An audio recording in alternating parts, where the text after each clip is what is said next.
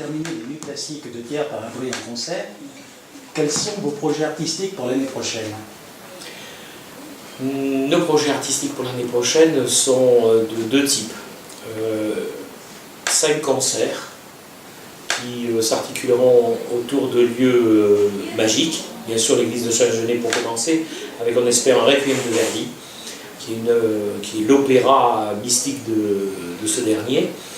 Ensuite, nous aurons un concert que nous espérons dans une usine, de façon à décaler complètement, à amener l'opéra dans un lieu assez improbable, de façon à surprendre les spectateurs et à faire en sorte qu'on ait un petit peu un choc de culture entre d'un côté le travail et de l'autre côté l'opéra, la musique classique.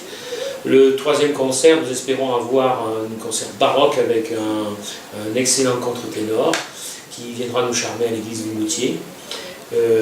Puis viendra donc la deuxième phase, le deuxième volet que nous espérons mener à bien, à savoir un stage musical autour d'une œuvre, c'est-à-dire amener les choristes à découvrir Thiers. On espère avoir une centaine de choristes, soprano, alti, ténor, basse, pour monter ce Requiem de Brahms que nous donnerions à l'église de Saint-Genès. En même temps, les gens qui chantent, les stagiaires qui font ce stage, pourront aussi suivre des masterclass avec 4 solistes de renom, un par voix, soprano, alto, ténor, basse, et on leur permettra de donner un concert aussi, peut-être à l'église du Moutier, ou peut-être à Saint-Genès, il faudra voir, c'est pas encore vraiment décidé, ou peut-être au château de la Chassaigne, ça peut être aussi une autre possibilité, donner un concert pour l'ensemble de ces stagiaires qui auront travaillé durement pendant une semaine pour améliorer leur art. Et en fait, enfin, nous aimerions clôturer le festival avec un orchestre local qui est composé des professeurs de l'école de musique de Thiers, et puis d'autres extérieurs, et Sabrina Barthes au piano pour le 4e concerto de Beethoven. Qui sera dirigé par qui? Qui sera dirigé par Daniel Grémonpré, et en première partie, une symphonie de Mozart. Une dernière question, vous avez certainement soumis vos projets à la municipalité de Thiers. Quel a été leur accueil? La municipalité de Thiers nous accueille les bras ouverts. On a l'impression d'être vraiment bien entendu.